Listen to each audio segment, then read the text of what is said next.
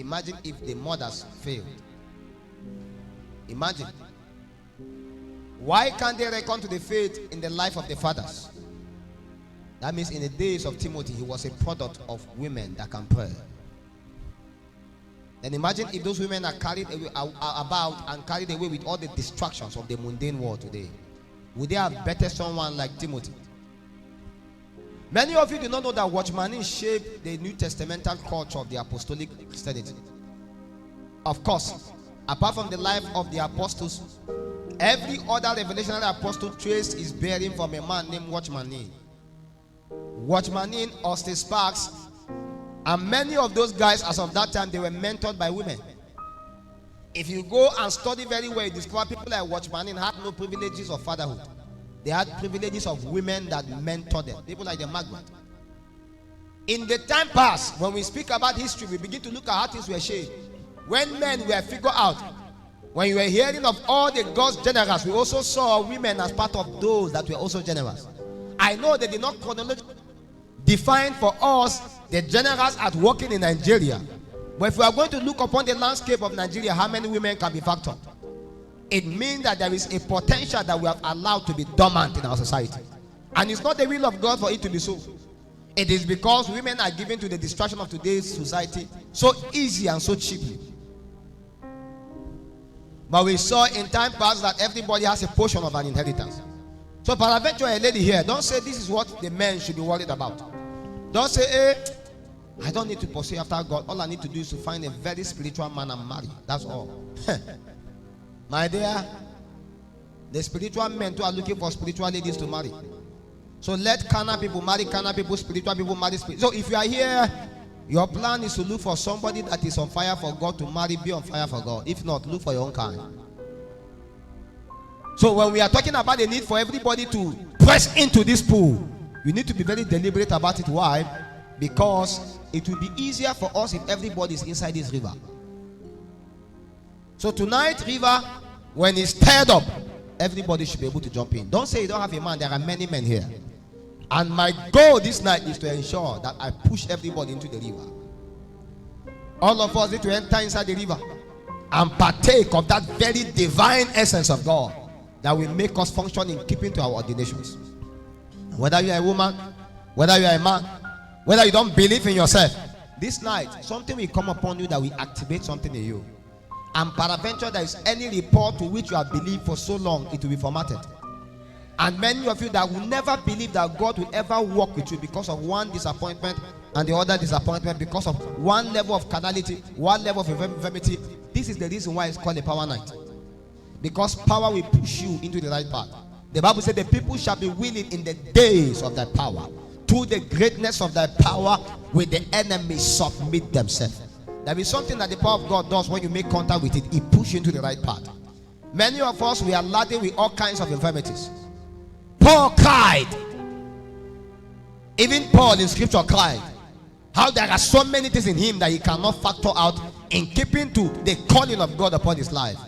But the Lord reckoned unto him that my strength is made perfect in your weakness. The more he prayed, the more he is revived. The more he prayed, the more he made contact to life. The more he prayed and made contact to the power of God, the more he finds himself according to the pattern of his ordination. You are not the first to backslide. You are not the first to sin. You are not the first to drink. You are not the first to smoke. You are not the first to have lost your virginity. You are not the first to have killed someone. This is not the end of life. I'm trying to let you know that as long as you are alive this night, there is a hope for you. And there is nobody that is out of the reach of the mercy of God for God to use this night. And my desire is that God will look upon us with mercy this night and clothe us with power. As Saul was on his way to Damascus with so much vigor, he made contact with a light, and that light changed the path of your life. You see, it's possible that you are on the wrong path. You find yourself in this resident, and something can happen to you that will change the course of your life. So don't say that it's not possible. Everything is possible this night. All you need to do is to believe. Is that okay? God will help us, but He will want your heart to be open for Him to help you. Ephesians chapter 6 verse 18. Ephesians chapter 6 verse 18. The Bible speaks in the same way, prayer is essential. Message translation. In the same way, prayer is essential.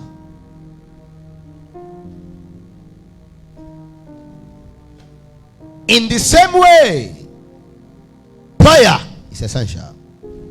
And in this ongoing warfare, pray hard and long. Message translation. In the same way, I have come to let you know there is a way. And in that same way is the way of prayer, my friends. Prayer is essential. In this ongoing warfare, you are demanded to pray hard and pray long. And peradventure you are looking for the prayer point.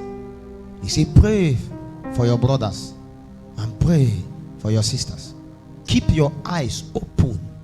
Keep each other's spirit up so that no one falls behind or drop out. That means there is a warfare right now against everybody. What is it?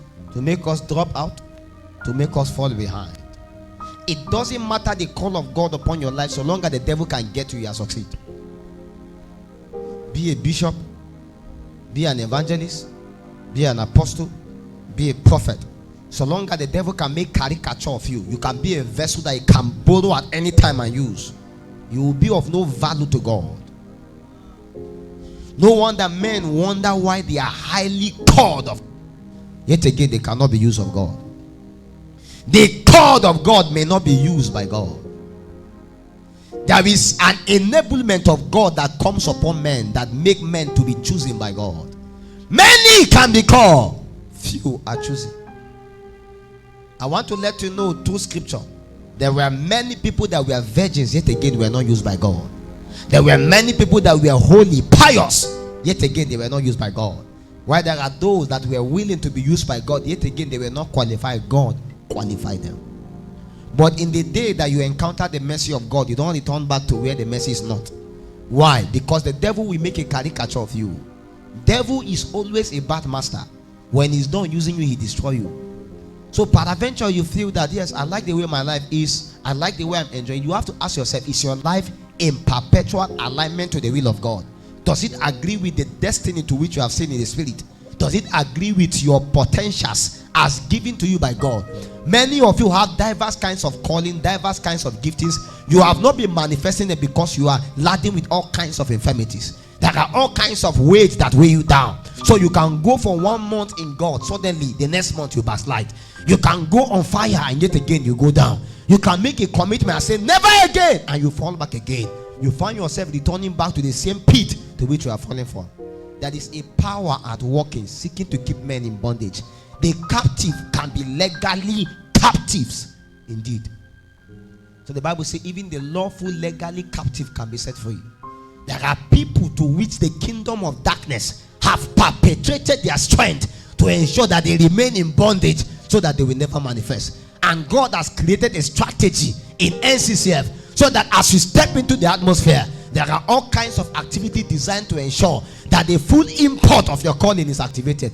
Yet again, you are still in this environment and you are falling every day, again and again. Everybody that dwells in a palace must enjoy the beauty of the palace. But beyond just the beauty of the palace, they must understand the purpose to which they are in the palace. You are not just in family house because you are looking for an accommodation. You are here to join a camp, an army to be equipped for the last days. Do you know that there is a prophecy upon NCCF? NCCF does not just emerge because the government says so. There was a prophecy, there was a definition. And so when we come together in an assembly such as this, we must understand to which reason, to which the joint that you are part of the grace you need to supply. So if you are here and there is no grace to which you supply to us as a joint, you now see why we are limited. There are people to which if they are not part of this assembly, there is no way we can be able to advance to this point. And they may not be part of the ESCO-ship. They may just be an ordinary guy there. But there is a grace of God upon the life of that person, that their intercession may be needed to keep the house in order. Those are men referred to as Mordecai. They may be out of the palace, yet again they have a part to play. When it comes to these matters of palace and its operations, many more times it's not those that have the title that may function. So you must be able to understand that the entire life of a woman named Esther was actually encapsulated upon the discipline of Mordecai. And in the day she stepped into the palace, she cannot lose her ordination because she was trained well. Many of you don't know that even upon this region, you came in here and suddenly you became a carnal person. What happened to the training that was given upon you? When you step into the palace, you don't lose the culture to which you were given. That was what happened in Babylon. That the strategy of Babylon was to isolate men of the nobles, men that were taken from the palace, and bring them to another kind of palace and scatter their culture so that God himself will fight them. Few men refused. They kept their ground and said to eat upon the king's table is defilement. They say, we will not eat from the king's table. It looks like honor that the king give to them, but to them is defilement. But how many of us will find ourselves in that kind of region and call that defilement? We'll say it's breakthrough, it's open door. Not all breakthrough are breakthrough. Not all open door, open door. Some of our testimony in church, we need to excavate them. We will see carnality in them. So you must be able to understand that when you find yourself in the palace, you need to understand the purpose to which you are in the palace. If you don't find a purpose to it, you'll be shocked and surprised that the kings of Babylon have a well-defined purpose for you. Their goal was to make them part of their astrologers, part of their Chaldeans, so that they can do their bidding. Curse when it's there to curse. Kill when it's there to be killed. Cast spells when it's there to be cast spell upon. But the goal of God is to cause a revival in Babylon. But yet again, it will take men that understand the reason to which they are there for them to be able to cause the revival in the palace. And there were many of them that were isolated and they came there. They lose their culture. But many of them maintain their culture even unto that end. We saw from the life of Esther, according to your anchor scripture, Esther chapter 2. I will only read